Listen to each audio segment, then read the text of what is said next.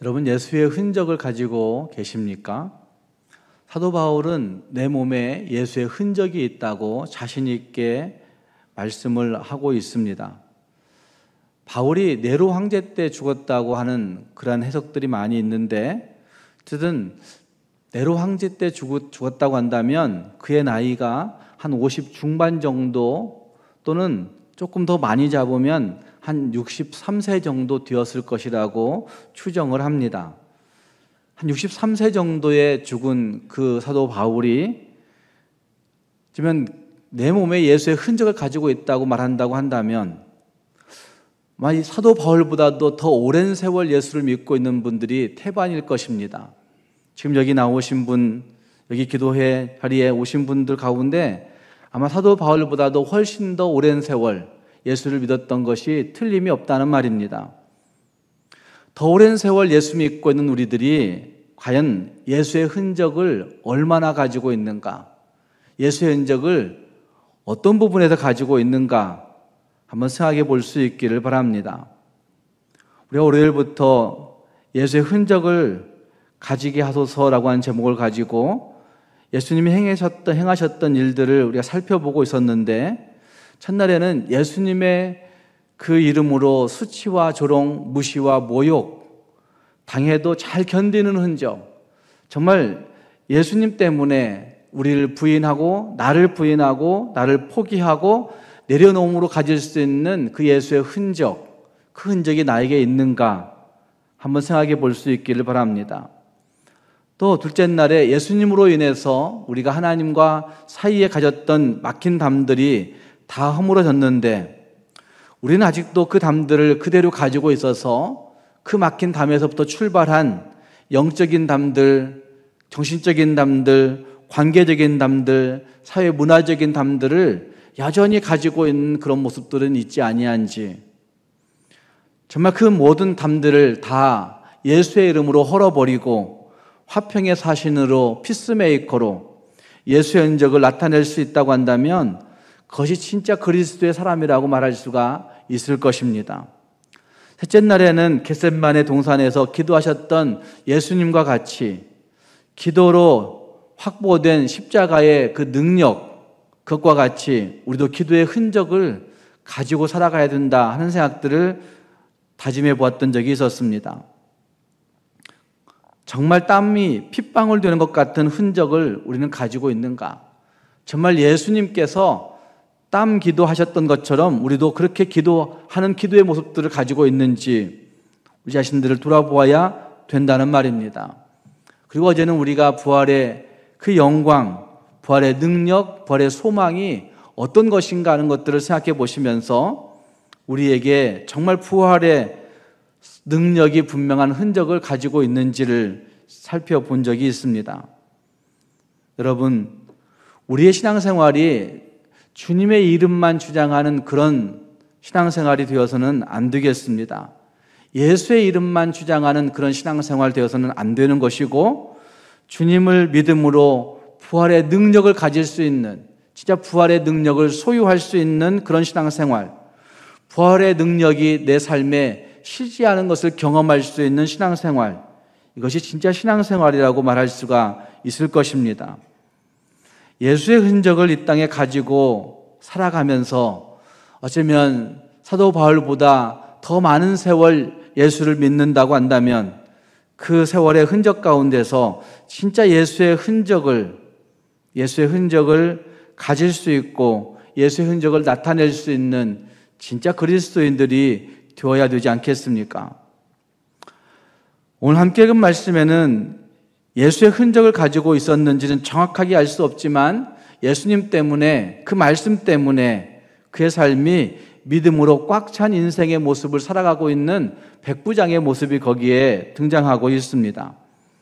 우리가 너무나 잘 알고 있는 인생이지만, 사건이지만 다시 이 말씀 생각해 보시면서 우리의 모든 삶의 문제들 가운데서 백부장과 같은 믿음을 가지고 주의 말씀을 의지하여 믿음으로 예수의 흔적을 드러낼 수 있는 우리 모두가 될 수 있기를 주님의 이름으로 부탁합니다. 함께 그 말씀 보시면 백부장의 삶 가운데 드러난 문제덩어리를 우리에게 표현해 주고 있습니다. 어쩌면 문제없는 인생은 이 땅에 없을 것입니다. 백부장을 통해서도 보면 어쩌면 내게 문제가 없으면, 내게 물질적인 문제, 건강의 문제, 내게 어떤 관계적인 문제가 없으면 내 주위의 문제가 생겨날 수 있구나라는 사실들을 보여내고 있습니다. 그래서 백부장에 관한 기사를 보면 예수님이 가버나움에 가셨을 때 백부장이 예수님께 나와 중풍병 걸린 하인을 고쳐줄 것을 간구하고 있는 모습이 거기 등장하고 있습니다. 그 당시 백부장은 사도행전 10장에 등장하는 고넬료의 모습을 볼 때에 100명의 군사를 지휘하는 군사 지휘관이었습니다. 로마 군대의 가장 강력한 힘이 백부장에서 나온다라고 하는 말이 있는데, 그만큼 이 백부장이라고 하는 그 존재가 로마 군대에서는 가장 강력한 힘을 발휘할 수 있는 위치에 있는 사람들이었다는 말입니다. 꽤 지위가 있는 존재일 뿐만 아니라 높은 보수도 받았을 것이고, 그리고 20년 동안이나 근무했던 이 백부장의 모습들을 볼 때에 굉장히 높은 지위와 존경을 받는 그런 사람들이었을 것이라고 알려지고 있습니다. 신약 성경에는 백부장이 가버나움에 나타난 믿음 좋은 백부장 외에도 예수님이 십자가에 처형당할 때 있었던 백부장, 베드로가 만났던 백부장, 또 사도행전 10장에 나오는 사도 바울이 만난 백부장, 또 사도행전 27장에서도 백부장 율리오의 이야기를 기록하는 것을 보면 백부장의 이야기들이 참 많이 등장하고 있는 것을 볼 수가 있습니다. 이렇게 높은 지위와 능력을 가지고 있는 백부장이 자기의 문제가 아닌 종의 문제를 가지고 예수님께 나아온다. 이건 참 생각하기 참 힘든 부분이라고 할 수 있습니다. 특히 여기 등장하고 있는 종은 그 당시에는 숨쉬는 짐승으로 취급당하는 사람들이 여기 종이었다고 합니다. 숨쉬는 동물 정도로 취급당하는. 그러니까 말만 한다는 것이 그 사람이지 사실은 그 사람은 짐승 취급당하는 그런 사람이었다고 말할 수가 있다는 말입니다. 그런 상황에서 숨쉬는 짐승에게 자기 관심을 기울이지 않아도 될 그 사람에게 이 백부장이 관심을 가지고 있다는 사실은 어쩌면 그 백부장이 사람에 대한 애착과 배려와 섬김의 모습을 가지고 있는 백부장이라고 할 수가 있는 것입니다. 예수님의 삶을, 예수님이 본보여주고 있는 삶을 그 삶 속에서 잘 드러내고 있는 그런 이방인이었다고 할 수가 있다는 말입니다. 신경을 안 써도 되는데 그 노예 한 사람에 이르기까지 자기 일처럼 생각하고 자기 일처럼 근심하고 자기 일처럼 마음 써가면서 예수님께 이 노예 구해달라고, 이 노예 병에서 구출해달라고 요청하고 있는 그것은 어쩌면 일반적인 스타일을 깨고 있는, 일반적인 상식에서는 좀 벗어나 있는 그런 예수의 사람이라고 말할 수가 있다는 말입니다. 자리가 사람을 만든다는 그런 말이 있습니다. 사실 그리스도인들은 그걸 뛰어넘어야 된다고 생각합니다. 자리가 사람을 만든다. 그것 때문에 그 사람의 인격을 대변할 수 있다? 저는 그렇지 않다고 생각합니다. 목사니까 그런 인격이 형성되었겠지. 장로니까 그런 성품의 사람이겠지. 권사니까 그런 인격의 삶을 살고 있겠지. 그렇게 되는 건 별로 재미가 없는 모습이라 할 수 있다는 말입니다. 예수님 때문에 그의 인격과 그의 성품과 그의 삶이 송두리째 뒤바뀐 인생, 그것이 진짜 예수 믿는 사람의 맛이라고 저는 생각합니다. 어쩌면 주님이 인정하시는 모습일 수가 있다는 말입니다. 어쩌면 주님이 인정하시지 않는다 할지라도 정말 사람을 배려할 줄 아는 인격, 사람을 배려할 줄 아는 성품, 사람을 생각할 줄 아는 그런 믿음의 모습, 그것이 진짜 예수쟁이의 모습, 예수 그리스도의 흔적을 가지고 있는 모습이라 할 수 있다는 말입니다. 자기의 자리가, 자기의 직분이 인격인 줄 아는 그런 사람은 정말 재미없는 사람이라고 저는 생각합니다. 한국에 있는 많은 그리스도인들이 이런 울타리를 벗어나지 못하고 있습니다. 수십 년 예수 믿어도 그런 울타리를 벗어나지 못함으로 말미암아 바울보다도 수십 년 더 많은 예수를 믿고 있는데도 불구하고 예수의 인격이, 예수의 흔적이 전혀 나타나지 않는 그런 그리스도인들이 이 땅에 너무나 많이 있는 것입니다. 예수님 따라다니고 예수님 말씀 듣는 제자들보다도 주님을 어떻게 알았는지는 잘 알 수 없지만 이 백부장의 믿음은 예수님이 인정하듯이 정말 좋은 믿음의 사람이었음이 틀림이 없습니다. 어떻게 백부장이 이런 믿음을 갖게 되었을까? 그것은 분명히 백부장의 그 가치 속에 예수님에 관한 정확한 인식이 있었다고 저는 생각합니다. 예수님의 권세에 대한 정확한 인식, 예수님의 능력에 대한 정확한 지식과 믿음, 이것이 그에게 있었기 때문에 그는 그와 같은 강력한 믿음의 선포를 그의 삶 속에서 할 수 있다고 저는 생각한다는 말입니다.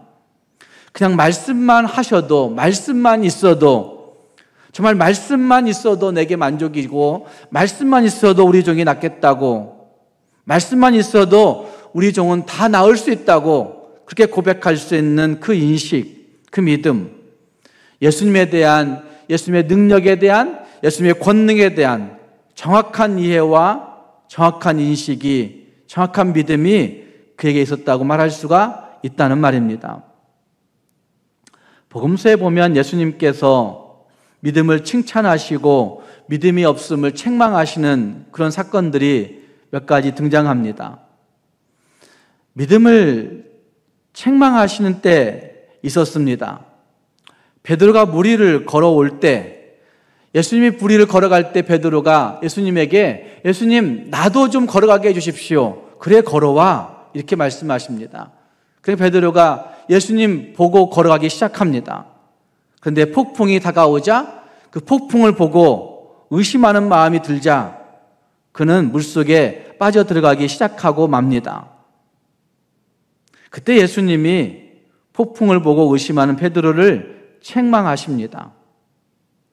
마태복음 6장에 보시면 내일 아궁에 던져지는 들풀도 하나님이 이렇게 입히시거든 하물며 너희일까 보냐라고 책망하시는 말씀도 등장합니다.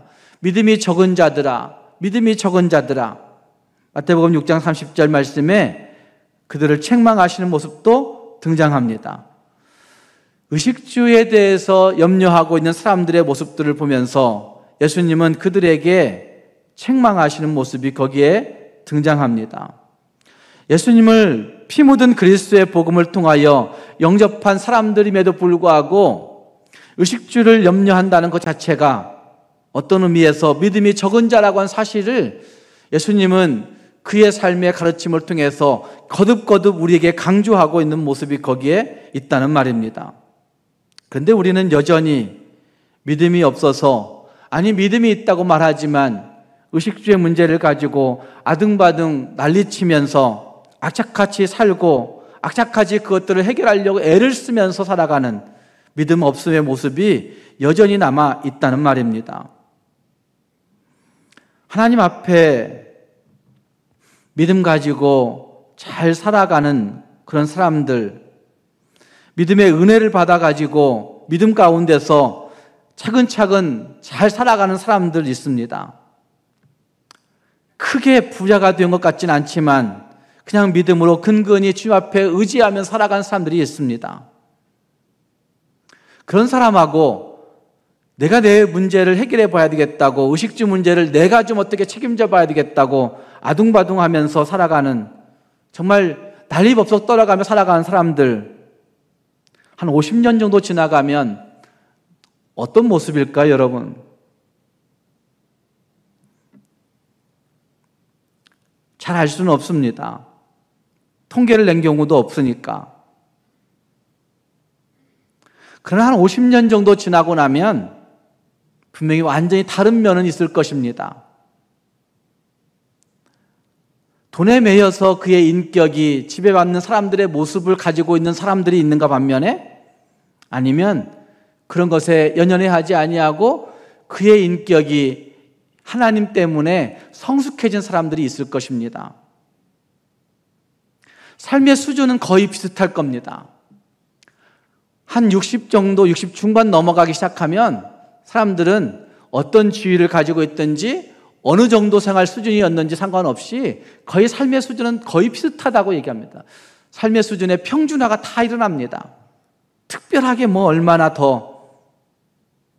근데 그의 인격과 성품에서 예수 앞에 매여 있는 사람인가 반면에, 아니면 아직도 돈에 쪼들려, 아직도 물질에 쪼들려 거기에 아둥바둥하고 있는 그런 모습으로 그의 인격과 성품이 지배받는 그런 모습의 사람들이 되어질 것입니다. 마태복음 8장에 제자들이 폭풍을 보고 무서워할 때 어찌하여 믿음이 적은 자들아 왜 무서워하느냐 라고 말씀하시는 예수님의 말씀이 또한 등장합니다. 의심합니다. 마태복음 16장에 보니까 거기에서도 예수님께서 그들에게 너희들이 왜 그것 때문에 의논하느냐, 떡이 없음으로 인해서, 떡 없어서 왜 그렇게 의논하느냐고 예수님께서 그들을 믿음의 적음을 책망하시고 있는 모습도 거기 등장합니다. 하지만 가까이서 예수님을 따라다녔던 그 제자들은 거듭거듭 예수님께 믿음이 적은 자들아, 믿음이 적은 자들아 이렇게 책망받고 있는 모습들이 나타나고 있는 것을 볼 수 있습니다.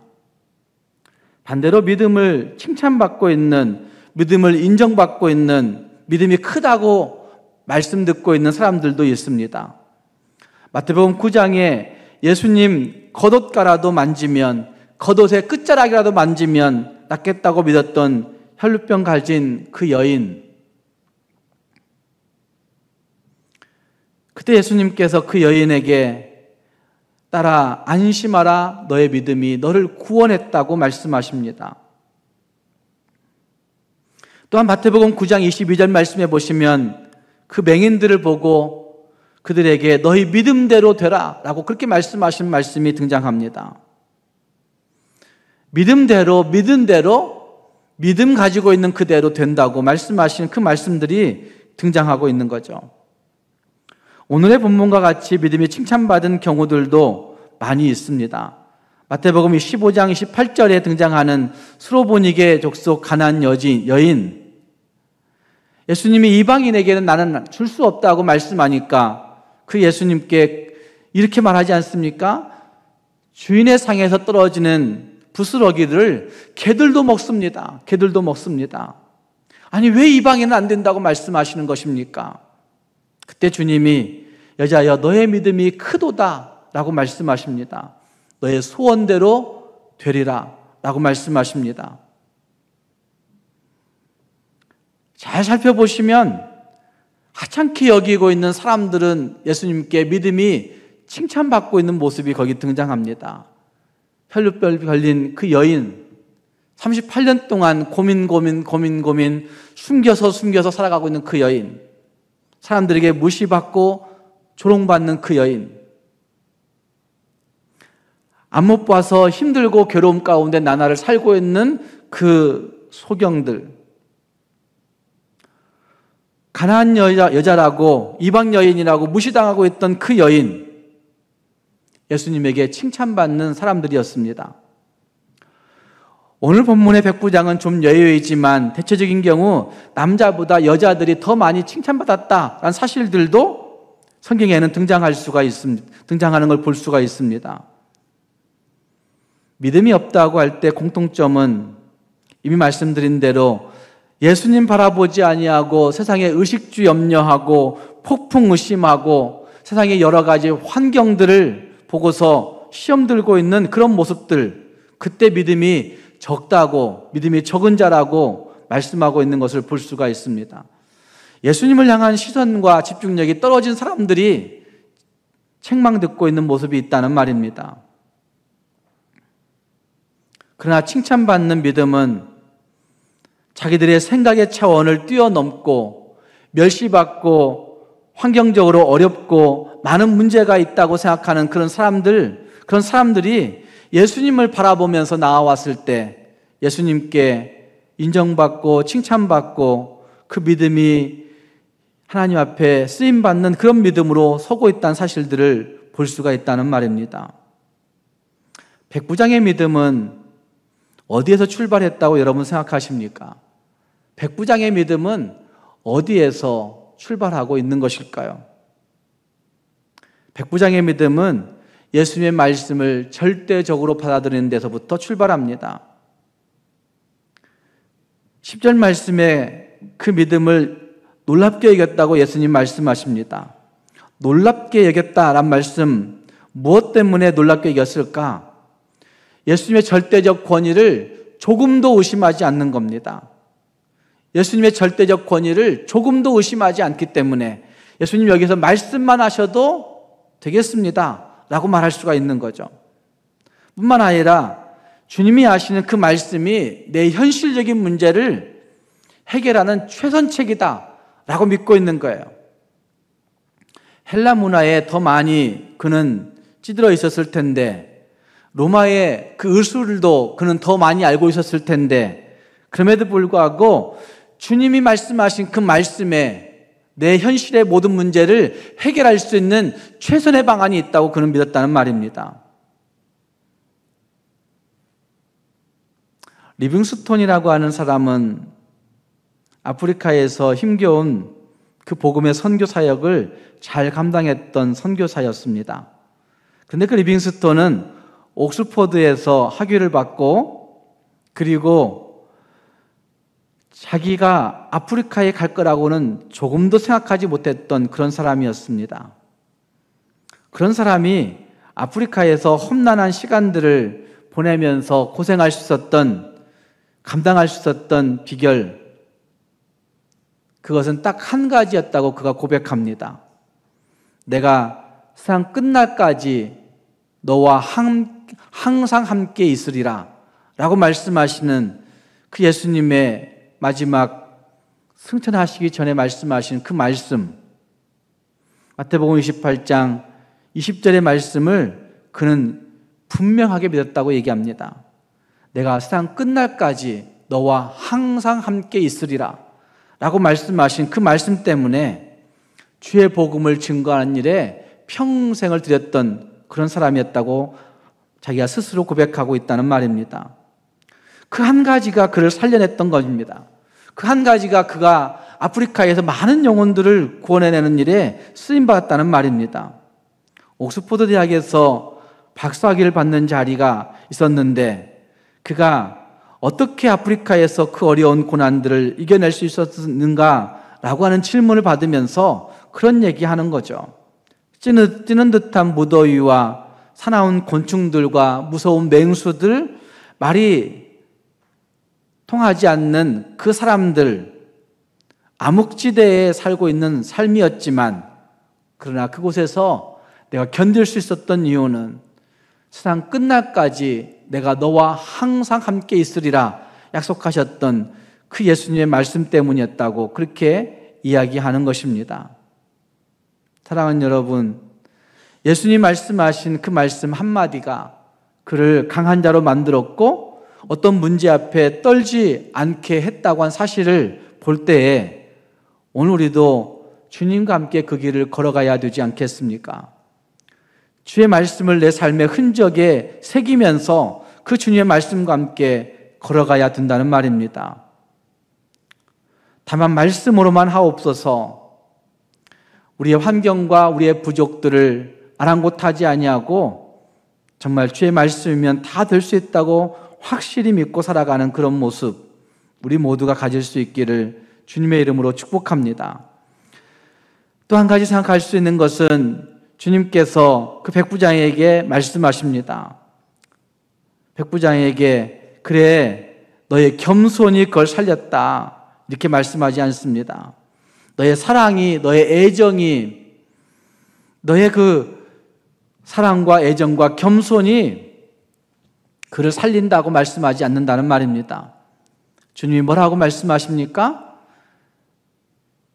너의 믿음대로 될지어다. 너의 믿음대로 될지어다. 이것이 우리가 세상을 향하여 선포할 수 있는 가장 강력한 무기라고 저는 생각합니다. 덕망 쌓으려고 이 땅을 사는 것 아니고, 겸손한 체하면서 이 땅 살아가는 것 아니고, 사랑, 애정 나타내려고 이 땅 살아가는 것이 아니라 믿음 가지고 이 땅을 살아가는 모습이 있어야 된다는 말입니다. 세상 속에서 우리가 선포해야 할, 가져야 할 진짜 중요한 흔적은 믿음이라고 말할 수가 있다는 말입니다. 인격적으로 좀 더 나은 사람처럼 보여내는 것이죠. 진짜 좋은 믿음을 가지고 있는 사람이 그 믿음이 목적이 되어 살다 보니까 좋은 인격의 소유자가 될 수는 있어요. 그러나 세상 것들만 먼저 목적에 둔다고 한다면 그 채 하는 겁니다. 인격 있는 채, 겸손한 채, 잘하는 척, 사랑하는 척 하며 살아가는 거예요. 그러나 그것으로 살아가는 것 아니라 믿음으로 되는 거예요. 예수님 말씀하신 것처럼 너의 믿음대로 되는 것이다. 너의 믿음대로 되는 것이다. 저는 교회를 건축하면서 그걸 철저하게 느낍니다. 아마 우리 교회가 돈 많이 있는 교회였다고 한다면, 그 돈 가지고 교회 넉넉히 다 건축하고 남았다고 한다면 교회 짓고 큰 사단 났을 수도 있을 것입니다. 철저하게 믿음으로 기도하며 건축하려고 마음을 먹었기 때문에 주께서 알아서 하시는 거죠. 주께서 알아서 하시는 겁니다. 사랑하는 여러분, 자식도 말씀 붙잡고 키워야 되는 겁니다. 자식도 말씀 붙잡고 키워야 되는 겁니다. 세상이 아무리 그렇게 한다 할지라도 자식들을 말씀 붙잡고 키워야 됩니다. 어쩌면 직업도 말씀으로 감당해야 되는 것이고, 우리 일상의 삶들도 말씀으로, 믿음으로 살아가야 된다고 한 사실들을 성경은 우리에게 분명히 말씀하고 있다는 말입니다. 사랑하는 여러분, 우리 일상에서 믿음으로 세상을 살기 위해서 얼마나 주의 말씀에 귀 기울이십니까? 믿음으로 세상을 살기 위해서 얼마나 주님 앞에 붙들려 계십니까? 다시 한번 이 고난의 절기에 다시 주님의 말씀을 돌아보면서 정말 나는 얼마나 믿음으로 살려고, 내 믿음 가지고 된다고 말씀하시는 그 예수님의 말씀처럼 믿음으로 살아보려고 얼마나 몸부림치고 있는가 다시 돌아보시면서 정말 믿음으로 세상을 향하여 자신 있게 선포할 수 있는, 자신 있게 믿음으로 고백할 수 있는 우리 모두가 될 수 있기를 주님의 이름으로 축복합니다. 기도하겠습니다.